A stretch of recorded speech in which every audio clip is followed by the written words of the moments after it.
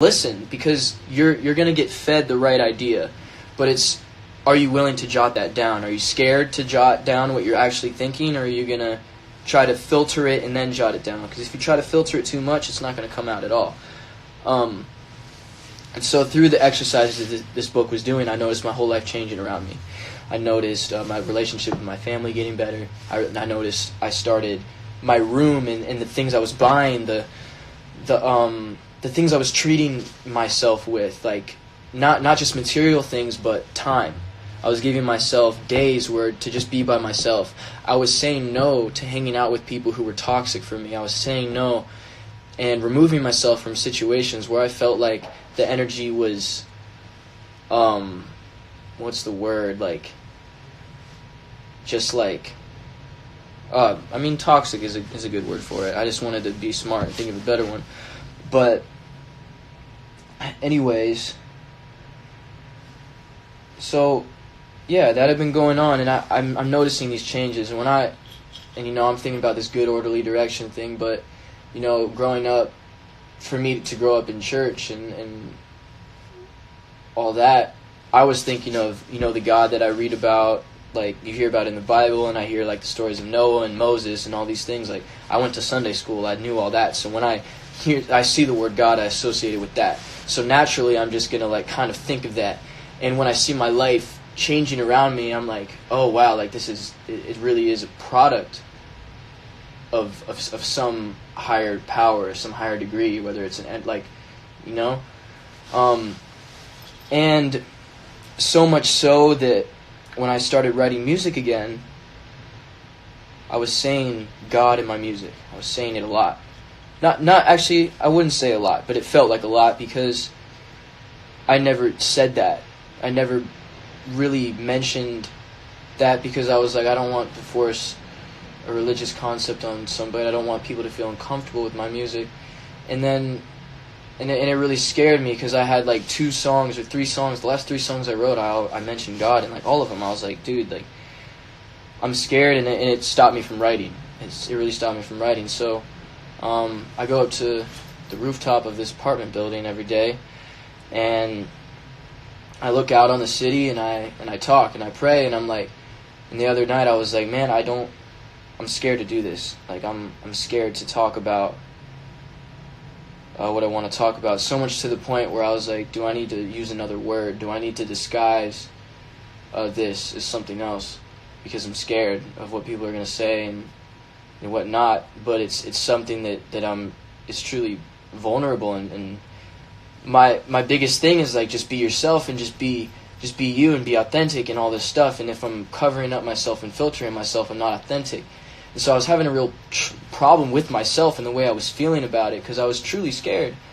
So much like I was up there, and I was like no one around me besides Sergio is really like there to like support me, but he's not always around. So it's not like I have people like in my corner like, yeah, like you're doing the right thing.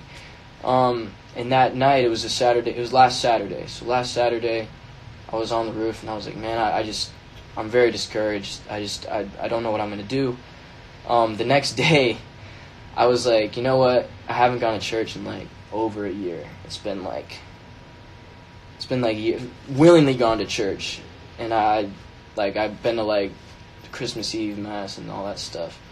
But I hadn't really gone to church and like ever willingly. Like, I can't even remember the last time I did that. Willingly? Nah. So I was like, I'm going to do it. And I woke up, and I was looking up churches around my area, and I found this one. And I was like, man, like this looks cool. The website looks cool. Like, it looks different. It's not like you go and it's like the traditional thing. Unfortunately, by the time I was looking at the website, I had missed both the morning and the afternoon services. And so I was like, man, but there was a 6 p.m. one, but it was downtown LA. Now I'm not in downtown, so I was like, oh, I'll have to take the train. It was Sunday, so I was like, you know what? I told myself I was going to do this. Like I'm committed to it. Let me get on the train. I'll go have a day by myself. I'll walk around and kill some time before. I go and I stumble across the Grammy Museum, like right by the Staples Center. And I was like, okay, like this is cool. like had a nice like inspiration session, whatever you will. And then I went to this place. And when I went to this place, I get in the parking lot, and I don't really know where I am. I don't know what's going on. But this guy comes up to me, and he's actually the pastor from the website. His name's Jeremy. And Jeremy tells me, he's like, hey, man, like, this is my wife, and I want to, like, come in. Like, let me show you around. Where are you from? Like, what are you doing here? I was like, I just saw, like, the website or whatever. So I go in, and long story short, they're building a church. They're building a church, but it's a creative church of, they got a whole kids area. They're building a studio. They're building, they have videographers. They have a whole band. They have all this stuff, and I'm seeing all these people, and I'm overwhelmed because I thought I'm going to just a service, but it's just really like a meeting, a gathering to all help build this place. And they have like a coffee stand where they're all making coffee for each other. And everyone who came up to me was so welcoming and inviting, and like no one like I ever met in LA. Because I come out to LA and everyone's a taker. They want to take from you. They're like, hey man, like what do you do? And I'm like, what do I do? I'm a kid from Ohio, blah blah blah. No, but like, what do you do? Like they kind of give you that look, and I'm just like, all right, man, like, I'm a musician, like, I'm in a band, I'm out here, like, I got this many followers, and, like, I give them the whole rundown, and they're like, oh, okay, and by that, then they judge whether they're going to be friends with you. But I go to this place, and it's none of that. It's, who are you? Like, how'd you get here? What's your family like? Like, tell us about you, blah, blah, blah. Like, show us your music. Like, we want to hear all that stuff, and so I'm like, man, like this is, I was overwhelmed. I met so many people. I was put in a group. I was building bleachers for the future stage that they're gonna put up there. And I was like, man, I was overwhelmed because I was like, man, I've never felt this before. This is a different type of energy. And so I left. And I was realizing, man, like, I didn't just, like, leave. Like, there was other stuff that happened, but I'm just kind of skipping through the story because there's a lot that's going on. There's a lot I need to update you guys about. And so I leave, and I'm like, well, technically, like, I mean, my prayer was answered. I felt like I didn't have anyone supporting me. I felt like I didn't have, help and encouragement. And the next day, I meet all these new people. All these new people are here to support me and be my genuine friend and care about me and not want to take from me. And,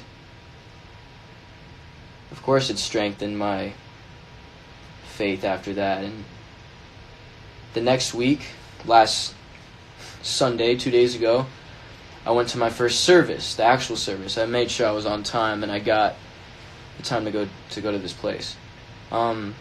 I go there, and Jeremy gives his word, and it has direct correlation with everything that I'm going through, all the struggles. So much so that I go and I talk to him afterwards about it, and I'm like, hey man, like, I told him about my fears of being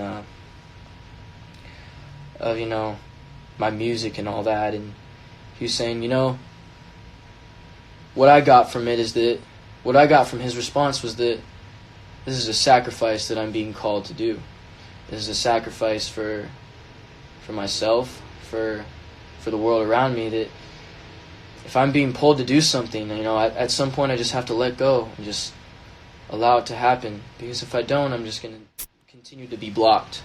I'm going to continue to not make art. I'm going to continue to not write. I'm going to continue to not do anything because I'm not really allowing myself to fully feel anything. And he was like, this is a sacrifice. So then he asked me, he was like, hey man, do you have a Bible? And I was like, nah, I don't have a Bible. I've never owned a Bible. I've never thought about it, never and he was like, I can get you one if you'd like. And I was like, you know what? No, I'm gonna take this as a sign. I'm gonna get one today. After this, I'm gonna go and get one. And so I leave and I get on one of those wheels. You know, out here they have the bird scooters, but there's these things called wheels that are actual bikes. And these bikes go like 35 miles an hour, right? Super fast. I use them all the time to like go wherever I need to go.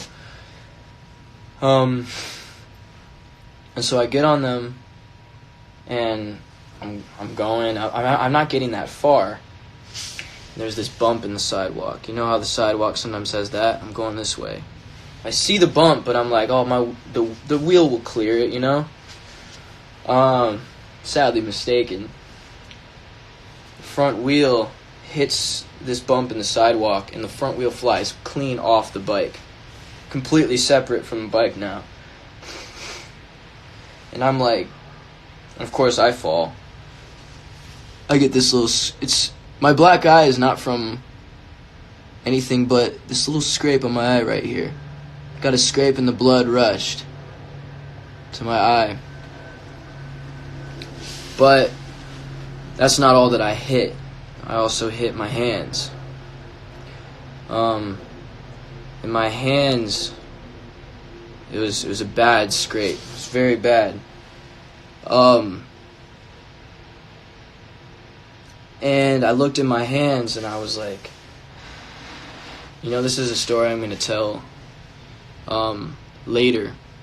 But I look at my hands and I'm overwhelmed because this is what happened. So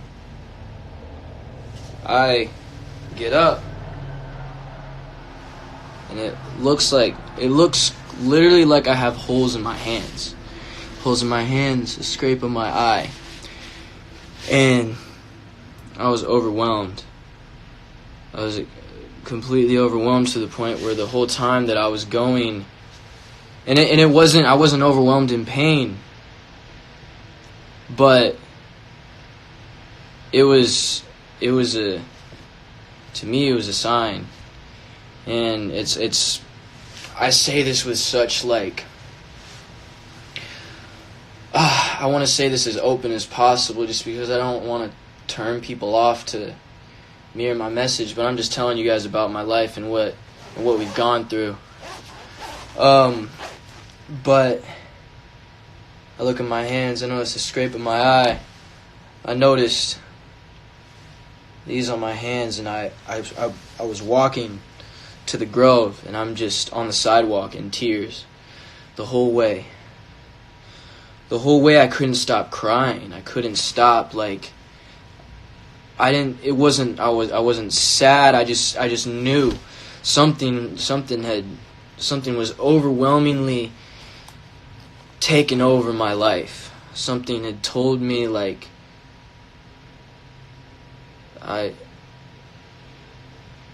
mean, y'all know what this is, man. Y'all know what that is.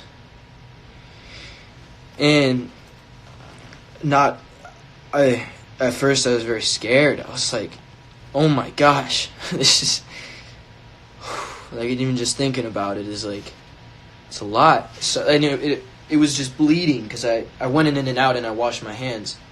But I'm walking around, because I can't close my hands at the time because they're bleeding. So I have to walk around like this, or I'm walking around like this. So I'm walking around like this, and I'm going to get a Bible. Keep in mind, this is Sunday. This is the first day I've gone to church.